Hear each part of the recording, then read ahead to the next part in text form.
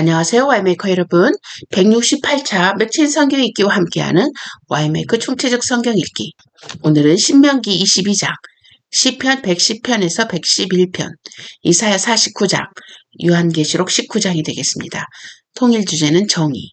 신명기에서는 내면까지 요구되어지는 하나님의 정의, 남들이 알지 못해도 옳은 일을 요구하시는 하나님. 시편에서는 진실과 정의로 세워진 하나님의 법, 하나님의 법은 진실과 정의로 세워진 법으로서 확실함을 알림. 이사야에서는 정의로운 판단을 하나님께 맡기는 이스라엘, 나의 모든 행실은 하나님의 정의로운 판단과 그에 따른 심판임을 선포하는 이스라엘. 요한계시록에서는 하나님의 정의로 심판받는 거짓 선지자와 짐승의 표를 받은 자들, 정의와 신실의 세마포를 입은 자로서 결국은 하나님께서 정의로 거짓 선지자와 짐승의 표를 받은 자들을 진멸하시는 하나님. 이 주제와 함께 본문 보도록 하겠습니다. 신명기 23장. 고안이 상한 자나 음경이 잘린 자는 여호와의 총회에 들어오지 못하리라. 사생자는 여호와의 총회에 들어오지 못하리니 10대에 이르기까지도 여호와의 총회에 들어오지 못하리라. 암몬 사람과 모압 사람은 여호와의 총회에 들어오지 못하리니 그들에게 속한 자는 10대뿐이 아니라 영원히 여호와의 총회에 들어오지 못하리라. 그들은 너희가 애굽에서 나올 때의 떡과 물로 너희를 길에서 영접하지 아니하고 메소포타미아의 부돌 사람 부올의 아들 발람에게 뇌물을 주어 너희를 저주하게 하려 하였으나 네 하나님 여호와께서 너를 사랑하심으로 네 하나님 여호와께서 발람의 말을 듣지 아니하시고 네 하나님 여호와께서 그 저주를 변하여 복이 되게 하셨나니 내 평생에 그들의 평안함과 형통함을 영원히 구하지 말지니라. 너는 에돔 사람을 미워하지 말라. 그는 내 형제임이니라. 애굽 사람을 미워하지 말라. 네가 그의 땅에서 객이 되었음이니라. 그들의 3대 후 자손은 여호와의 총회에 들어올 수 있느니라. 네가 적군을 치러 출진할 때 모든 악한 일을 스스로 삼갈지니 너희 중에 누가 밤에 몽설함으로 부정하거든 진영 밖으로 나가고 진영 안에 들어오지 아니하다가 해질 때에 목욕하고 해진 후에 진에 들어올 것이요 내 진영 밖에 변소를 마련하고 그리로 나가되 내 기구에 작은 삽을 더하여 밖에 나가서 대변을 볼 때 그것으로 땅을 팔 것이요 몸을 돌려 그 배설물을 덮을지니 이는 내 하나님 여호와께서 너를 구원하시고 적군을 내게 넘기시려고 내 진영 중에 행하심이라. 그러므로 내 진영을 거룩히 하라. 그리하면 내게서 불결한 것을 보시지 않으므로 너를 떠나지 아니하시리라. 종이 그의 주인을 피하여 내게로 도망하거든 너는 그의 주인에게 돌려주지 말고 그가 내 성읍 중에서 원하는 곳을 택하는 대로 너와 함께 내 가운데 거주하게 하고 그를 압제하지 말지니라. 이스라엘 여자 중에 장기가 있지 못할 것이요 이스라엘 남자 중에 남창이 있지 못할지니 장기가 번 돈과 개 같은 자의 소득은 어떤 서운하는 일로든지 내 하나님 여호와의 전에 가져오지 말라. 이 둘은 다 내 하나님 여호와께 가증한 것임이니라. 네가 형제에게 구워주거든 이자를 받지 말지니 곧 돈의 이자, 식물의 이자, 이자를 낼 만한 모든 것의 이자를 받지 말 것이라. 가국인에게 네가 구워주면 이자를 받아도 되거니와 내 형제에게 구워주거든 이자를 받지 말라. 그리하면 네 하나님 여호와께서 네가 들어가서 차지할 땅에서 네 손으로 하는 범사에 복을 내시리라. 내 하나님 여호와께서 서원하거든 갚기를 더디하지 말라. 내 하나님 여호와께서 반드시 그것을 내게 요구하시리니 더디면 그것이 내게 죄가 될 것이라. 네가 서원하지 아니하였으면 무죄하리라. 그러나 내 입으로 말한 것은 그대로 실행하도록 유의하라. 무릇 자원한 예물은 내 하나님 여호와께 네가 서원하여 입으로 언약한 대로 행할지니라. 내 이웃의 포도원에 들어갈 때에는 마음대로 그 포도를 배불리 먹어도 되느니라. 그러나 그릇에 담지를 말 것이요 내 이웃의 곡식밭에 들어갈 때에는 내가 손으로 그 이삭을 따도 되느니라. 그러나 내 이웃의 곡식밭에 낫을 대지는 말지니라. 시편 112편. 할렐루야. 여호와를 경외하며 그의 계명을 크게 즐거워하는 자는 복이 있도다. 그의 후손이 땅에서 강성하며 정직한 자들의 후손에게 복이 있으리로다. 부와 재물이 그의 집에 있으며 그의 공의가 영구히 서 있으리로다. 정직한 자들에게는 흑암 중에 빛이 일어나나니 그는 자비롭고 긍휼이 많으며 의로운 이로다. 은혜를 베풀며 구워주는 자는 잘되나니 그 일을 정의로 행하리로다. 그는 영원히 흔들리지 아니함이며 의인은 영원히 기억되리로다. 그는 흉한 소문을 두려워하지 아니함이며 여호와를 의뢰하고 그의 마음을 굳게 정하였도다. 그의 마음이 견고하여 두려워하지 아니할 것이라. 그의 대적들이 받는 보응을 마침내 보리로다. 그가 재물을 흩어 빈궁한 자들에게 주었으니 그의 의가 영구히 있고 그의 뿔이 영광 중에 들리리로다. 악인은 이를 보고 한탄하여 이를 갈면서 소멸되리니 악인들의 욕망은 사라지리로다. 시편 113편. 할렐루야. 여호와의 종들아 찬양하라. 여호와의 이름을 찬양하라. 이제부터 영원까지 여호와의 이름을 찬송할지로다. 해 돋는 데서부터 해 지는 데까지 여호와의 이름이 찬양을 받으시리로다. 여호와는 모든 나라보다 높으시며 그의 영광은 하늘보다 높으시도다. 여호와 우리 하나님과 같은 이가 누구리요? 높은 곳에 앉으셨으나 스스로 낮추사 천지를 살피시고 가난한 자를 먼지 더미에서 일으키시며 궁핍한 자를 거름더미에서 들어 세워 지도자들 곧 그의 백성의 지도자들과 함께 세우시며 또 임신하지 못하던 여자를 집에 살게 하사 자녀들을 즐겁게 하는 어머니가 되게 하시는도다. 할렐루야. 이사야 50장. 나 여호와가 이같이 말하노라. 내가 너희 어미를 내보낸 이혼 증서가 어디 있느냐? 내가 어느 체주에게 너희를 팔았느냐? 보라, 너희는 너희의 죄악으로 말미암아 팔렸고 너희의 어미는 너희의 배역함으로 말미암아 내보냄을 받았느니라. 내가 왔어도 사람이 없었으며 내가 불러도 대답하는 자가 없었으면 어찌 됨이냐? 내 손이 어찌 짧아 구속하지 못하겠느냐? 내게 어찌 건질 능력이 없겠느냐? 보라, 내가 꾸짖어 바다를 마르게 하며 강들을 사막이 되게 하며 물이 없어졌으므로 그 물고기들이 악취를 내며 갈아여 죽으리라. 내가 흑암으로 하늘을 입히며 굵은 배로 덮느니라.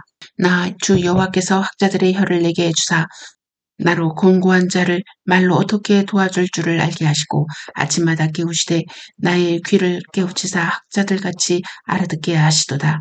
주 여호와께서 나의 귀를 여셨으므로 내가 거역하지도 아니하며 뒤로 물러가지도 아니하며 나를 때리는 자들에게 내 등을 맡기며 나의 수염을 뽑는 자들에게 나의 뺨을 맡기며 모욕과 침뱉음을 당하여도 내 얼굴을 가리지 아니하였느니라. 주 여호와께서 나를 도우심으로 내가 부끄러워하지 아니하고 내 얼굴을 부싯돌같이 굳게 하였으므로 내가 수치를 당하지 아니할 줄 아노라. 나를 의롭다 하시는 이가 가까이 계시니 나와 다툴 자가 누구냐? 나와 함께 설지어다. 나의 대적이 누구냐? 내게 가까이 나아올지어다. 보라, 주 여호와께서 나를 도우시리니 나를 정죄할 자 누구냐? 보라, 그들은 다 옷과 같이 헤어지며 좀이 그들을 먹으리라. 너희 중에 여호와를 경외하며 그의 종의 목소리를 청종하는 자가 누구냐?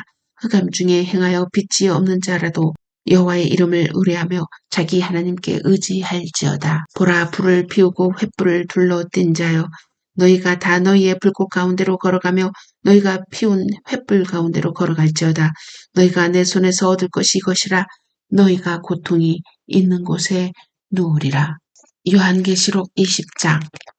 또 내가 보매 천사가 무저갱의 열쇠와 큰 쇠사슬을 그의 손에 가지고 하늘로부터 내려와서 용을 잡으니 곧 옛뱀이요 마귀요 사탄이라. 잡아서 1000년 동안 결박하여 무저갱에 던져 넣어 잠그고 그 위에 임봉하여 1000년이 차도록 다시는 만국을 미혹하지 못하게 하였는데 그 후에는 반드시 잠깐 노일이라. 또 내가 보자들을 보니 거기서 앉은 자들이 있어 심판하는 권세를 받았더라.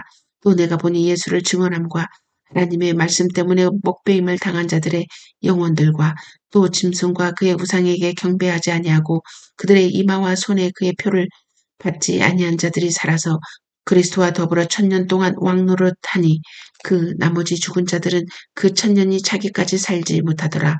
이는 첫째 부활이라.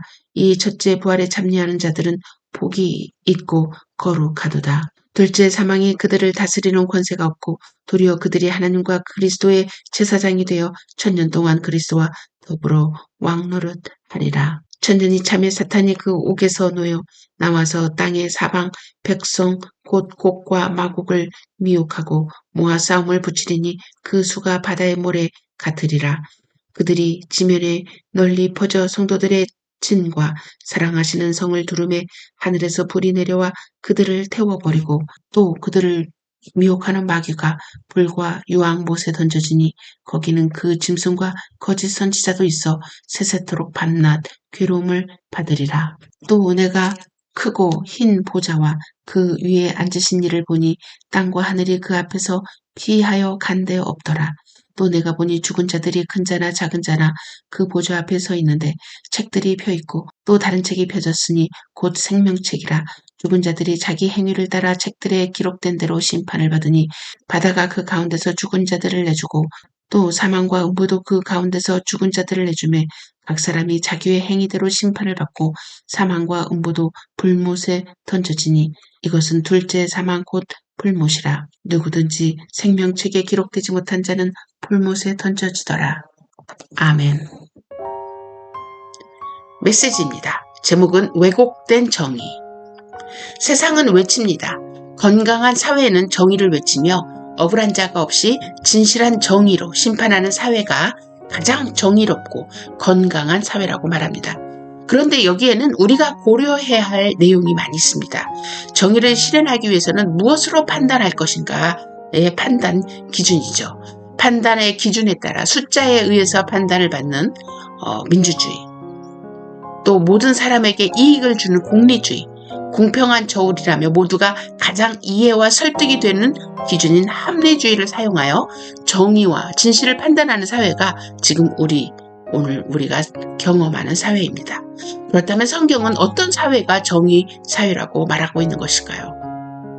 신명기에서는 겉으로 보이는 행위에 의존하지 않고 우리의 내면까지 드러내는 행동을 심판하고 있는 모습을 볼 수 있습니다. 잃어버린 양이 누구의 소유라 해도 내가 훔치지 않았다며 신경 쓰지 않기를 기대하는 것이 우리가 직면하고 있는 사회입니다. 그런데 신명기에서는 나의 소유가 아니라도 이웃과 관련 있는 유익에 대해 무관심하라고 말하고 있지 않습니다. 그뿐 아니라 자신의 행동에 대한 철저한 책임을 요구하고 있음을 볼 수 있습니다.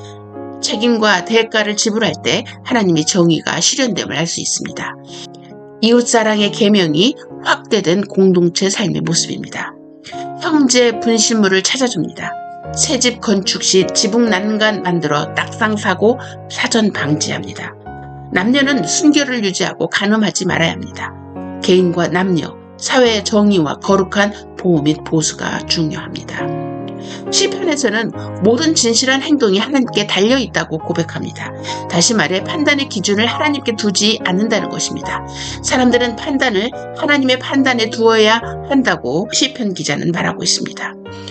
다시 말해 민주주의, 공리주의, 합리주의가 아니라 대가와 책임이 요구되며 내면의 진실함을 요구하는 하나님의 법에 판단을 의지한다고 말하고 있습니다. 종말의 날, 심판의 날을 시편 110편을 말합니다. 주의 권능의 날에 새벽 이슬 같은 주의 청년이 주께 나올 것이며 주의 오른편에 계신 예수님이 문나라를 심판하십니다. 그날 여호와의 날은 아들 예수님의 왕, 재판장으로 심판하러 오십니다. 주를 믿은 주의 백성은 영광을 얻고 원수에겐 대적과 심판의 날이 펼쳐집니다. 우리에겐 소망, 위로, 믿음이 굳게 되는 날입니다. 시편 111편은 하나님을 경외하라는 교훈입니다. 시인처럼 하나님이 행하신 일을 살펴봄이 중요합니다. 그리하면 하나님의 은혜, 자비, 진실, 정의, 성실을 깨닫게 되기 때문입니다. 그리할 때 하나님 경외가 지혜의 근본임을 절실히 깨닫습니다. 이사야에서는 종의 노래 메시아의 예언입니다. 예수 그리스도는 야곱 지파를 돌아오게 하고 이스라엘로 다시 모이게 한다는 예언입니다.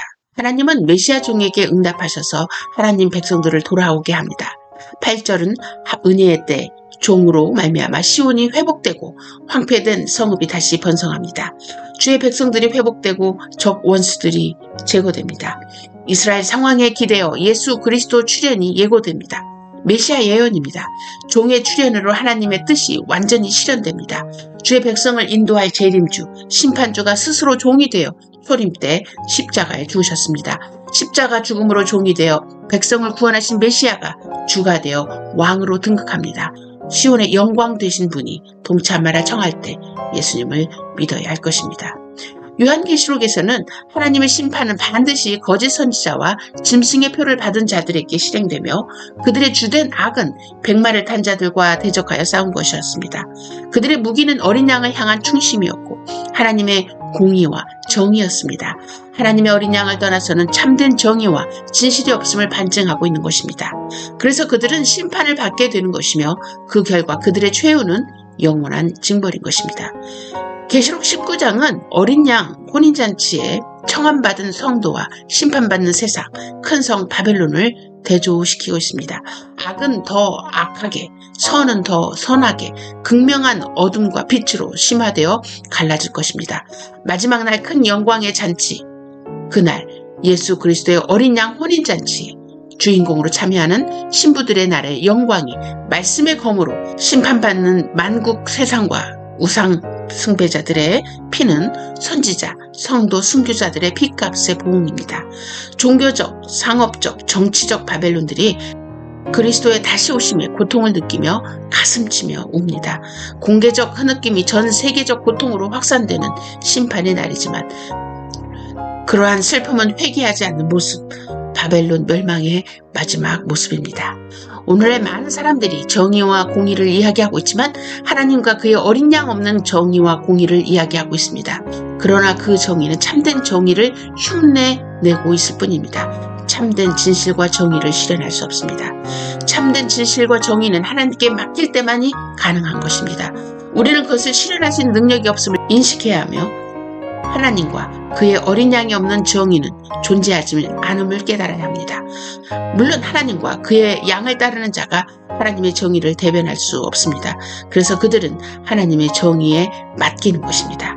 하나님께 모든 심판을 맡긴다는 의미가 무엇인지 발견하는 우리가 되길 소망합니다.